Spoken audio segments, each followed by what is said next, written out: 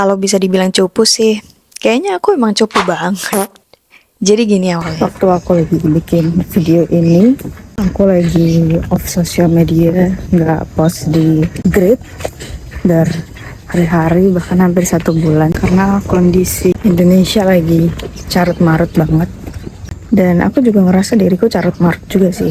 Kayak selama ini aku sharing konten tentang self development, self improvement, tapi ternyata banyak banget juga PR yang harus aku kerjain. Di saat aku bikin video ini tanggal 10 Juni, aku udah punya, oh my god, asap. Aku udah punya followers sekitar 129.000, dan ternyata dengan followers sebesar itu, menurutku itu besar. Aku masih takut banget untuk bikin konten dan banyak sekali perkembangan-perkembangan yang harus menuntut aku. Jadi, gimana ya? Ternyata banyak PR juga meskipun followers segitu. Aku pusing banget bacain berita tiap hari ada aja. Dari segala sisi. Mulai dari film Pesta Babi, Rupiah Melemah, per MBG-an, Koperasi Desa, banyak banget. Semakin pusing, tapi kalau nggak tahu apa-apa juga lebih pusing lagi. Jadi sebenarnya stres banget ya jadi WNI ternyata ya. Nggak tahu lagi deh. Jadi, aku memutuskan untuk off sosial media. Intinya pengen rehat, pengen gak bacain berita yang bikin sakit kepala dan asam lambung naik. Meskipun cara off sosial media udah aku lakuin, ternyata aku tetap tahu berita-berita yang bikin pusing itu juga. Tapi ya udahlah. Intinya, pada waktu itu aku memutuskan mengurangi bermain sosial media dan lebih banyak hidup offline. Yang aku lakukan adalah memperbanyak olahraga, biar tubuhku menghasilkan dopamin-dopamin yang bikin tenang dan happy. Aku jadi lagi main padel karena aku gak punya teman atau sahabat deket yang punya energi lebih. Jadi aku main padelnya sama ini nih, sama keluarga ini. Keluarga leader aku. Ya, jadi temen itu kayaknya nggak multifungsi. Setuju nggak? Temen yang aku ajak ke gunung, ke kafe, dan olahraga itu beda-beda semua. Temen ke gunung belum tentu mau diajak ke kafe, dan sebaliknya. Nah, karena aku main padel ini baru, jadi aku mencari teman baru juga yang sama-sama suka padel. Itu caranya biar aku ketemu teman-teman yang suka padel adalah dengan mencari strangers di Reclub. Tapi nih, tadinya olahraga kan aku pengen ngilangin stres kan. Ternyata aku stres juga ketemu strangers, guys. Jadi aku hari ini mau mabar. Jerawat, mau mabar padel untuk pertama kalinya. Sama orang-orang yang nggak kenal, di situ banyak cowoknya. Terus aku deg-degan. Aku kerasa mules juga. Tadinya sih nggak mau berangkat, kayak takut membebani gitu, karena padel aku tuh rasanya nggak bagus-bagus amat gitu, karena baru mulai bentar sih. Tenis juga belum lama. Tapi ya udahlah, pede aja. Dari 8, cowoknya 6, dan keduanya perempuan. Takut banget, gak bisa ya. Ini teman-teman padelku. Ternyata segala overthinking yang aku omongin tadi, kalau udah dijalanin gak seseram itu. Halo, jadi ini udah 1 jam 15 menit berjalan, main bareng sama stranger di padel. Dan so far aku sih bodoh ya, cuman ya udah nggak apa-apa, cuman gak sedeg-degan itu ternyata. Jadi ya oke lah, bye. Sore itu mau nyobain lagi. Meskipun banyak laki-lakinya, tapi pada baik-baik kok, alhamdulillah. Halo, jadi ini jam 19.31, aku baru banget pulang dari mabar padel, mabar sama strangers, nyarinya di Reclub. Dan sejujurnya, aku tuh deg-degan banget asli. Jadi temanku tuh kan itu aja ya, temen di kampus, di kantor, di kosan, sama aja, temennya itu juga. Jadi ketika ketemu sama orang, ngobrol sama orang, sebenarnya aku tuh deg-degan banget.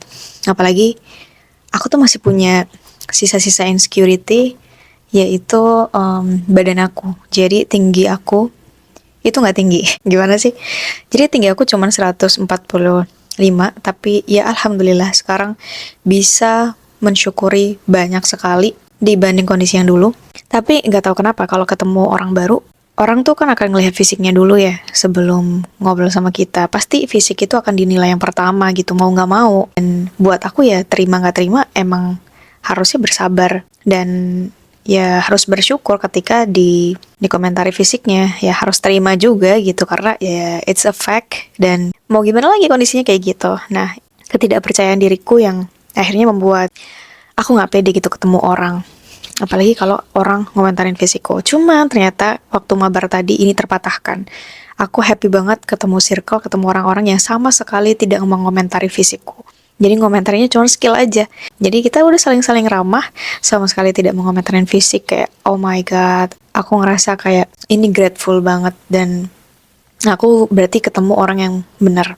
Aku tuh ngerasa gini guys, kalau aku ketemu orang yang sama sekali nggak mengomentari fisikku, aku ngerasa kayak aku tuh hormat banget gitu. Dan aku juga berusaha untuk tidak ngatain fisik orang lain gitu. I'm so happy mabar kali ini, first time mabar sama stranger. Ada satu hal yang mau aku bagikan teman-teman. Jadi gini, aku tuh dulu untuk mengurangi rasa insecureku, aku ngerasa kayak aku tuh harus punya sesuatu yang membuat mereka tidak merendahkanku.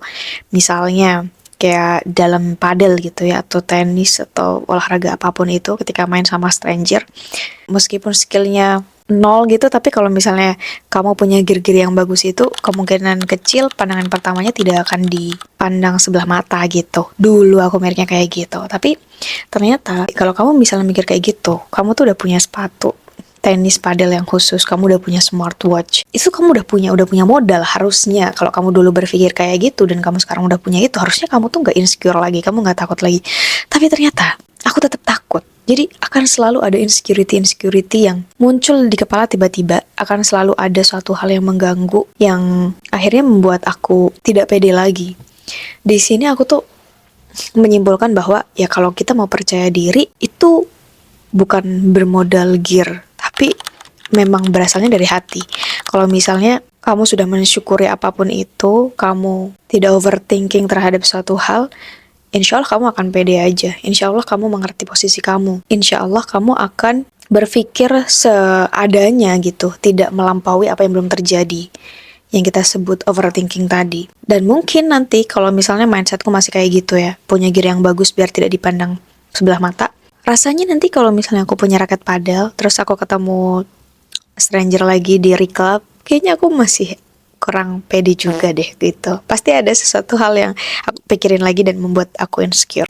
Semua itu memang harus dibenerin dari mindset dulu sih, J. Dan jangan berpikir melampaui sesuatu yang belum terjadi. Dan ya sudah, be nice aja. Jadi orang yang humble, yang sopan, selayaknya orang baik aja. Tidak berlebihan, jangan sinis, jangan memandang orang sebelah mata juga. Kalau kamu tidak mau dipandang sebelah mata, berusaha jadi orang baik aja dan sopan, punya attitude gitu. Selalu jadi orang yang gelasnya kosong ketika ketemu orang-orang baru. Yang siap menerima apapun. Gitu aja sih kayaknya ya pelajarannya. Semoga bisa diterima dengan baik.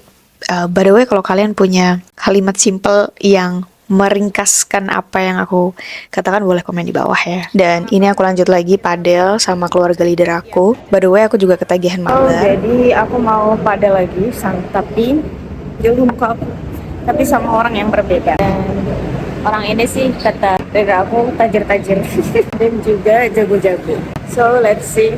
Kemarin aku deg-degan karena stranger terus banyak cowoknya. Ternyata sekarang cewek semua juga tetap deg-degan karena ada perbedaan apa ya?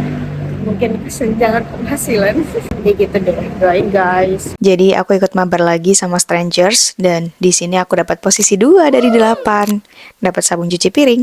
Lumayan. Habis mabar kedua ini, aku ternyata harus rest 2 minggu. Karena wristku sakit. Atlet bukan, udah cedera aja. Jujur ini sakit banget. Aku gak bisa nyuci, gak bisa mandi dengan benar, gak bisa ngangkat yang berat-berat. Yang ngangkat ringan sebenarnya juga gak bisa sih. Pokoknya hidupku jadi sulit. Sedih banget. Yang sedih adalah aku gak bisa tenis dan padel. Tapi ya udah gak apa-apa.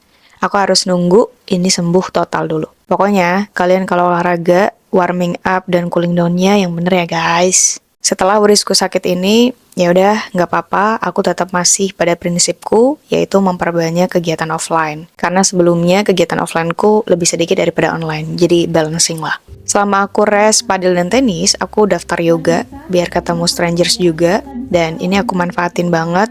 Selain ketemu strangers, juga karena bonusnya banyak. Sebanyak ini. Dan aku juga dapat treatment wajah gratis. Ini before dan ini after. Ada bedanya nggak?